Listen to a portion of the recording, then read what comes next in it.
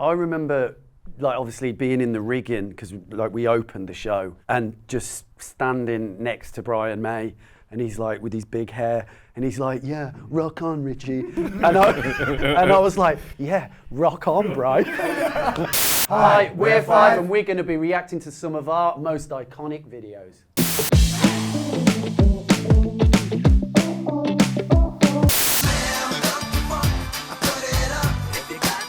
That was hot. Really that was hot. Boiling up there, Yeah. because we were about 30 odd feet in the air. We was. When they erected that stage. But you know what the first thing I thought of? How much it cost? No. What was the first thing? Well, no, the first thing I thought of was that was part of the first video. Yeah. No, that was Because part of the second second video. Because That was the first one down the there. song was called Slam Dunk the Funk, and it's about basketball, obviously. So they decided to do a video all about us in a boxing ring. No, a boxing ring, and then we were in a skate Yeah. park thing. So then we had to do another video and incorporate Yeah, basketball. we ended up filming 2 or 3 videos. That's why I say it's expensive, because we actually shot 2 videos because they weren't happy. We paid for it twice. And that was already in the days when they were still making expensive videos. Yeah. That video cost a fortune. That's why I had to wait to get my first car. What were your first impressions of each other? I remember thinking that I wouldn't get on with Rich. I remember It thinking, really hurts my heart when you say that, man. Yeah. You love to bring it up But now every you're time. not- I thought I'd hate him. No, not hate. I didn't know I'd like you, but you're my best friend. You like him Do you more hear than you that? thought Do you you would. hear You're all. That's not what he says when you're not in it. Well, the thing is, don't judge a book by its cover. I hope you've learned. I have. He's my brother now. It's a tune, that, isn't it? It is a tune. I think the video still now looks slick. Yeah, it does. I think it looks like a really good video. What you might not know about the video is that it looks like there's loads of rooms. It's just one room. It's one level, and they keep just as if we're going up. And I remember it again, it was hot. There's a scene in it at the end where we're on the roof and they wanted me to kick a ball to camera. Yeah. And I remember launching it and my heart dropped for a second thinking I was going to hit the camera, and you watch it, it kind of just almost skims does. the camera. Yeah, right? it worked for what the shot was. Sorry, But, mate, we would have paid. do you know what? You'll pay. We did. You're right. It was good. Everyone loves that song though. Yeah. Where's the craziest place you've heard it? I don't know about the Cafe craziest Senders. place I've heard it, but I was asked for an autograph off a nurse who'd just ultrasounded my testicles. And that was a bit awkward. Was the song? Was Yeah. the song? Yeah. Oh my gosh. Did you just say EastEnders? Yeah, Caf. It was on in there. That's always that's when you know you've made it. When you're Yeah. when you're watching EastEnders. It's so true. Yeah, No, it and is true. Yeah. When we first heard Slam, I said to them, "We're in Caf." Yeah, it's when you're growing up. Like my mum just watched soaps all the time. So when you're growing up, it's like that's the be all and end all. As soon as if you hear it in a soap, that's it. You've made it. I've made it, Mum. Oh my God! I've got 2 things, and I think I was late for both things. The first thing that I was late for was when we dived off the stage, because I didn't want to do it. I tried to talk them out of it, but I just had to do it because it was group consensus and all that.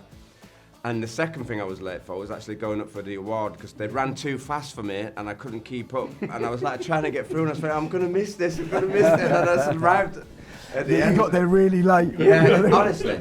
I remember, I'd had a few drinks, and you might be able to tell. I remember the moment when they said our name and we were like gobsmacked. And then I remember thinking, oh my God, you might have to speak, you might have to speak, you might have to speak. And then that's why I just say really simple words, so no one can tell that I've had a few too many. Oh my God! It worked out perfectly. I remember, like, obviously being in the rigging, because like we opened the show, and just standing next to Brian May, and he's like with his big hair, and he's like, yeah, rock on, Richie. And I was like, yeah, rock on, Brian. What a moment. It's like Wayne's World or something. Yeah, okay. That's mind blowing. I was just listening to you then, and I'm thinking, am I in this band? That is mind blowing. Is there another boy band you would have liked to have been in? If I could have been in any other boy band, it would have been Backstreet Boys. But I would have to have kicked Nick Carter out, because I would have hoped to have been the Nick Carter of Backstreet Boys. What he's saying is he's a really big fan of Nick Carter. Yeah, he's actually Backstreet's back, he's actually baby. been stalking him for 10 years. I- There's a restraining order. Actually- He's not allowed to fly into the States at the Actually, moment. most recently, I was at a hotel and he was there eating breakfast, and I was like, "That's Nick Carter over there." Didn't approach him. What, you managed to Well, restrain yourself? All that hypnotherapy Wow. is working. Didn't approach him. Or was it the restraining No, order? I wanted to go over and go, "Hi, Nick. Can I have a picture?"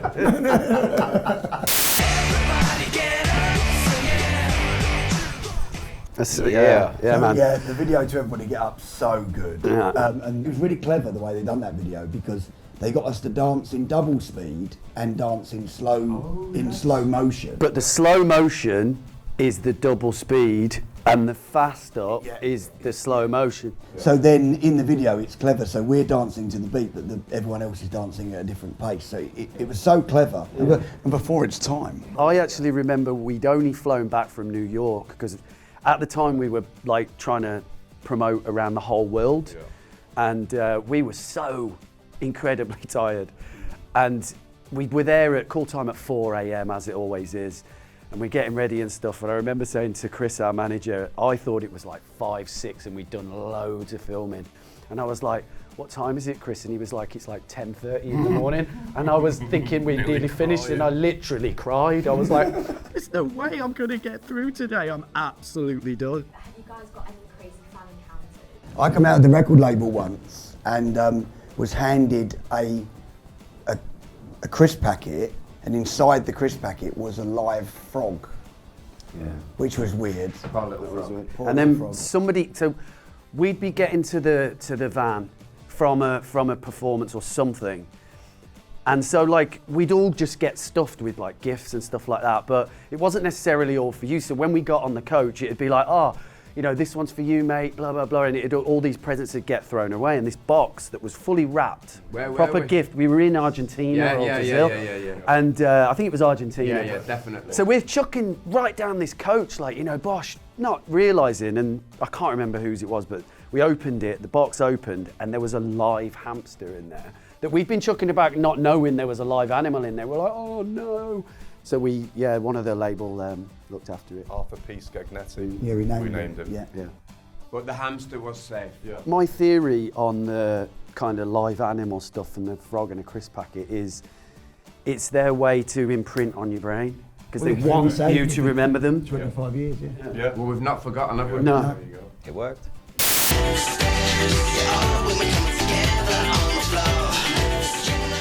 See, this always used to bring. Oh, I could say that. Yeah, that's what you're here Yeah, to do. yeah. So the intervening years between when we broke up and kind of to now, listening to Let's Dance, all the years we've kind of been apart as a band, always actually used to bring a lot of sadness up in me, because I love the song, but it's just got something linked to it towards kind of what was going on at the end of the band, and then the fact that we split up. Yeah. So I actually haven't been able, and I love it as well, and I haven't been able to listen to it, and actually just hearing it now, I've realised that it comes with a different thing for me now. I can actually appreciate it for the song I love, and those memories that I have tied to it that have actually made me sad for years are actually kind of changed now, and it's like happy memories. I think when we perform it, it's going to have a whole new meaning to us, isn't it? Absolutely, absolutely. So when I watched that video, I don't remember doing that. I remember everything. I don't remember that. I remember everything. Like, if you ask me anything about that, I've got the facts, I've got everything.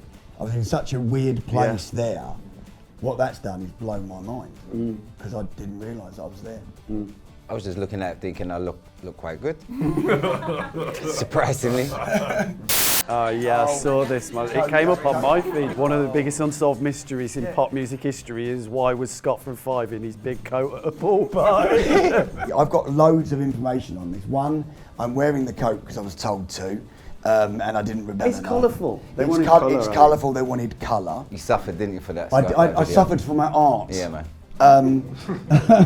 The other amazing fact about the Got the Feeling video, for all you internet geeks out there, is that when Jay is driving the car, he is wearing a blue shirt. Oh, yeah. When he gets out of the car, magically he's now wearing a grey shirt, because day of filming day one, when it got to day 2, they lost that and they couldn't find him. I mean, in all the world, they couldn't find him another blue shirt. I'm feeling sorry for the stylists of that time. They're having a bit of a nightmare. Yeah. So literally, blue shirt.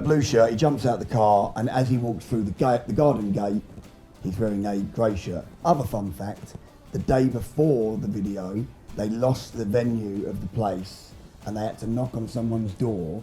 With a pool? No, yeah, and they had to knock on their door and say, "Can we use your place to film a music video?" Because the other How do you even know? Because I remember. So they knocked on someone's door and they Didn't said, remember he was on stage, but it Yeah, turns into no. Rain Man with all these Yeah, facts and on they this. knocked on a And the lady's first door. AD was called. Paul.